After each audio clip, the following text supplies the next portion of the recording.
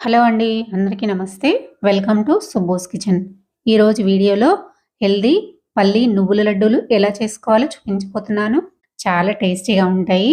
తక్కువ ఇంగ్రీడియెంట్స్ తోటి ఎక్కువ టేస్టీగా చేసేసుకోవచ్చు. ఈ రెసిపీ చేసుకోవడానికి ఎక్కువ టైం కూడా పట్టదండి.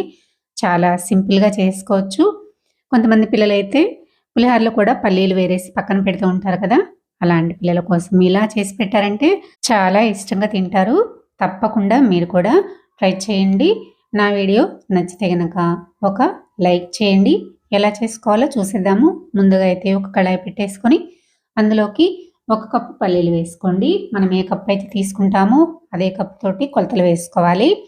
మంటని మీడియం ఫ్లేమ్‌లో పెట్టేసుకొని పల్లీలు ఇలా ఫ్రై అయ్యేంత వరకు ఫ్రై చేసుకున్న తర్వాత ఇప్పుడు వీటిని ఒక ప్లేట్‌లోకి అయితే వేసేసుకుందాము. ఇవి పూర్తిగా చల్లారాలి.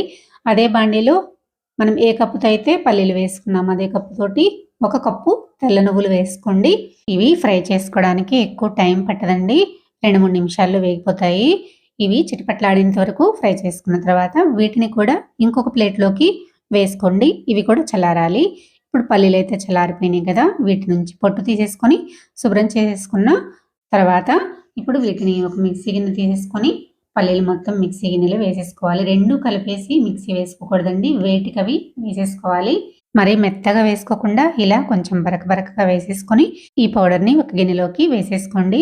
అదే మిక్సీ గిన్నెలో ఇప్పుడు నువ్వులు కూడా వేసేసుకుందాము. నువ్వులు మరీ ఎక్కువ గ్రైండ్ చేసుకోనవసరం అవసరం లేదండి. ఒక తిప్పు తిప్పామంటే సరిపోతుంది.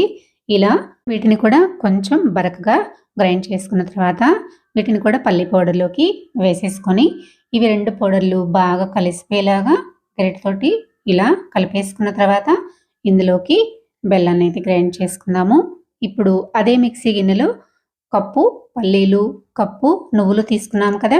అదే కప్పుతోటి కప్పుంబావు వరకు బెల్లం కరెక్ట్‌గా సరిపోతుందండి.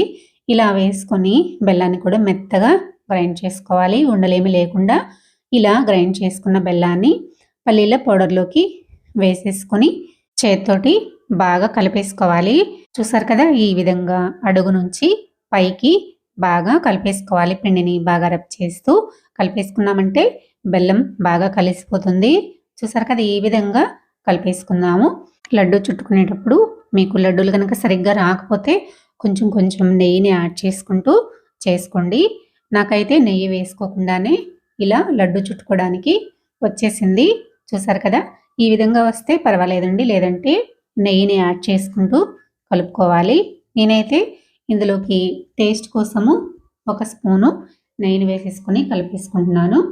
చూసారు కదా! ఇలా 1 స్పూన్ నెయ్యి వేసేసుకొని మళ్ళా ఒకసారి పిండిని బాగా కలిసిపోయేలాగా కలిపేసుకొని మీకు నచ్చిన సైజులో మీరు లడ్డూలు చేసుకోండి. నేనైతే మీడియం సైజులో లడ్డూలు చేసుకుంటున్నాను. లడ్డూ చేసుకునేటప్పుడు ఇలా బాగా ప్రెస్ చేస్తూ చేసుకున్నామంటే బాగా రౌండ్‌గా వస్తాయి. చూసారు కదా! ఈ విధంగా చేసుకున్న లడ్డూల్ని ఒక ప్లేట్‌లోకి అయితే పెట్టేసుకున్నాను. ఇలానే మిగిలిన లడ్డూలన్నింటినీ కూడా చేసేసుకున్నాను. నాకైతే చివరి వరకు లడ్డూలు పర్ఫెక్ట్‌గా చాలా బాగా వచ్చినాయి. టేస్ట్ కూడా చాలా బాగున్నాయండి. తప్పకుండా ఈ విధమైన కొలతలతోటి మీరు కూడా ట్రై చేయండి. చాలా టేస్టీగా ఉంటాయి. హెల్త్‌కి హెల్త్ కూడా. ఇందులో వేసుకున్న ప్రతి ఇంగ్రీడియెంట్ కూడా మన హెల్త్‌కి చాలా మంచిది. తప్పకుండా మీరు కూడా ఇలా లడ్డూలు ట్రై చేసి మీకెలా వచ్చాయో కామెంట్ చేయండి. నా వీడియో గనక మీకు నచ్చినట్లయితే లైక్ చేయండి, సబ్స్క్రైబ్ చేయండి, షేర్ చేయండి. మరో మంచి వీడియోతో మళ్ళీ కలుద్దాం. Thanks for watching.